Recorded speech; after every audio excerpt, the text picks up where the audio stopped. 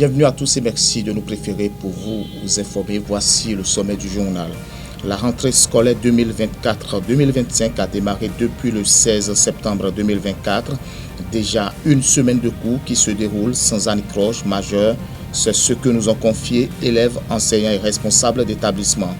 À suivre, la position du parti Mouvement Populaire sur l'une des décisions prises en Conseil des ministres de ce mercredi 18 septembre 2024, celle relative à l'exonération des droits et taxes de douane composant les kits de dialyse. Voilà pour le sommet.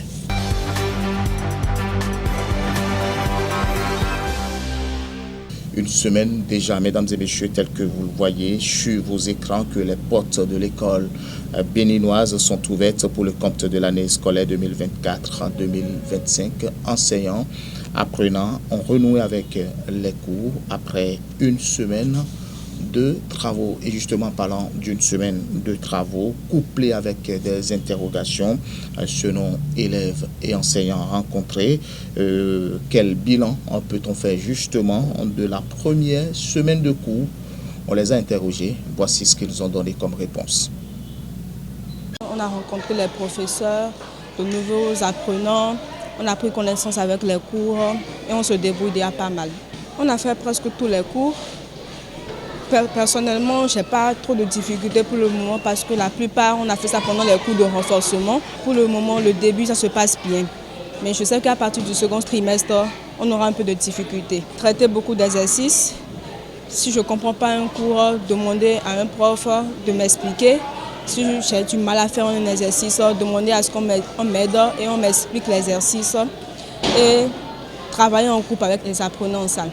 Déjà, nous avons commencé le 16, le lundi dernier, et les premières activités, c'est déjà une prise de contact effective avec les apprenants.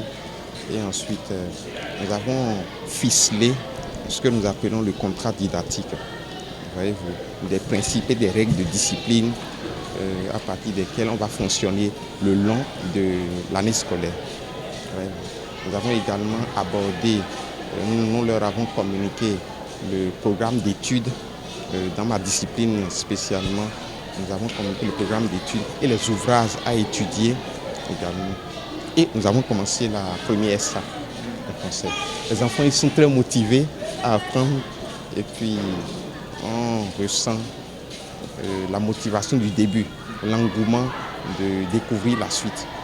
Pour ma part, j'ai donné déjà de petits exercices de recherche à faire et ils l'ont fait, ils m'ont rendu compte. Donc, si nous pouvons garder le cap et les faire se maintenir sur cette lancée pendant les mois qui vont suivre, l'espoir est certain. Eh bien, mes chers apprenants, je vous encourage à être scotchés à vos cahiers, à faire les exercices que nous vous donnons et puis à approfondir vos connaissances dans les bibliothèques et dans les livres d'ordre généraux, d'une part, et dans les livres relatifs à chaque matière. C'est le processus que je recommande à nos apprenants. Et être, on va dire, constant dans cet élan. Donc c'est la clé pour avoir de meilleures notes et réussir ça.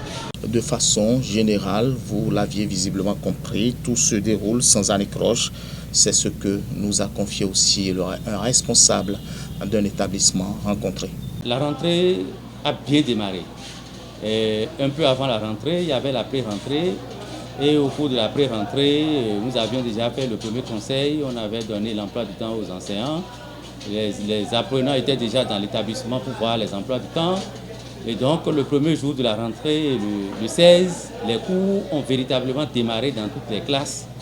À part donc quelques parents d'élèves qui continuaient donc d'aller à la comptabilité pour régler leurs problèmes à la comptabilité.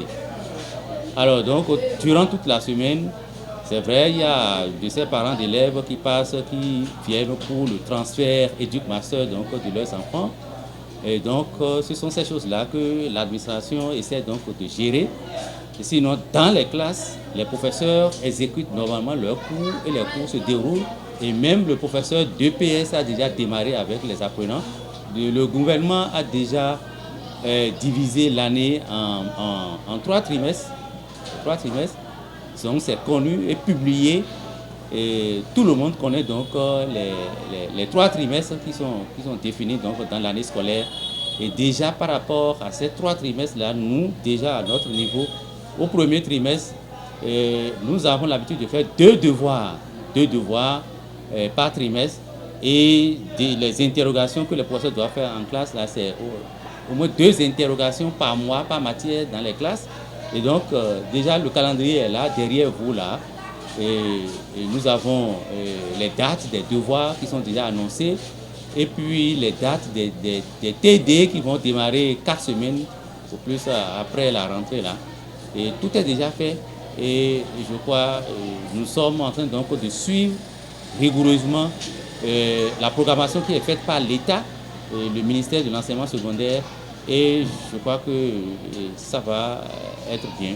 Toutes les dispositions sont prises pour accompagner rigoureusement le gouvernement dans sa mission donc, de voir les apprenants donc, évoluer et de réussir et d'augmenter le taux de réussite aux examens à la fin de l'année. Tout est fait. Et tout est programmé déjà, les enseignants sont bien informés par rapport à tout ce qui doit être fait. L'une des décisions majeures prises en Conseil des ministres est relative au projet de décret portant exonération des taxes et droits de douane sur les intrants en composant les kits de dialyse, suivant Wilfried Léandre Humbedji, secrétaire général adjoint du gouvernement, porte-parole du gouvernement. Adoption du décret portant exonération des droits et taxes de douane sur les intrants composant les kits de dialyse. La prise en charge de la dialyse nécessite des ressources importantes impliquant l'intervention de l'État aussi bien que la participation des patients.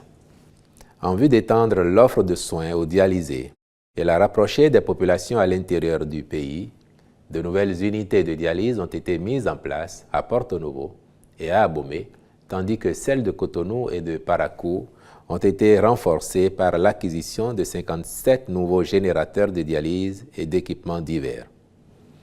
Par ailleurs, la Société béninoise d'approvisionnement en produits pharmaceutiques a développé un modèle d'acquisition des intrants qui permet de renforcer la disponibilité des kits et d'en réduire le coût.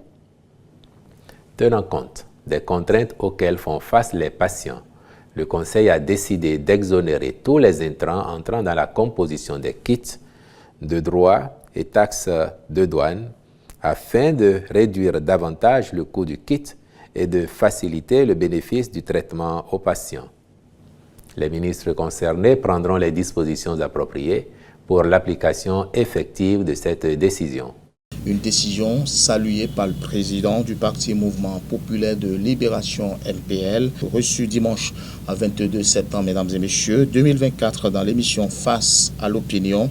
Expérience TB pense que le gouvernement peut aller au-delà de cette décision s'agissant du décret portant exonération des droits et taxes de douane composant les kits de dialyse. Nous, on doit aller au-delà de ça. Le gouvernement doit aller au-delà de ça. Pour les dialyser, il y a la question de la prise en charge de certaines pathologies au niveau sanitaire. Tout le monde est indigent en face de certaines pathologies. Le cancer, les insuffisances rénales qui appellent la dialyse. Et c'est ce qui tue le plus en ce moment dans le pays. Le président du MPL, toujours sur l'émission, a évoqué le sujet relatif au code électoral. Selon lui, le parti MPL exige l'implication de l'opposition dans le processus électoral. On le suit. Que pour 2026, qu'on vienne multiplier ce taux par 2 et qu'aujourd'hui, on demande 20%, non seulement à l'échelle nationale, mais 20% par circonscription électorale. C'est encore plus corsé. Alors que, quand on scrute les résultats aux dernières élections, aucune formation politique n'a pu atteindre ce seuil-là. Vous convenez avec moi qu'on vient ainsi encore de renforcer L'exclusion, je vais le dire, il n'y a pas deux mots pour le dire. On vient ainsi de renforcer l'exclusion, d'écarter certaines formations politiques qui ne peuvent pas visiblement obtenir ce seuil avant de pouvoir d'espérer lever des sièges. Alors, ça, ce n'est pas pour renforcer la démocratie, de notre point de vue. Ça, c'est plutôt renforcer l'exclusion, les compartiments dans notre société. Alastair Expérience TB, président du parti Mouvement Populaire de Libération, qui était au micro de Soleil Levant TV. Et ce sera tout pour cette édition. Merci à toutes et à tous de nous avoir suivis. Très bonne suite des programmes.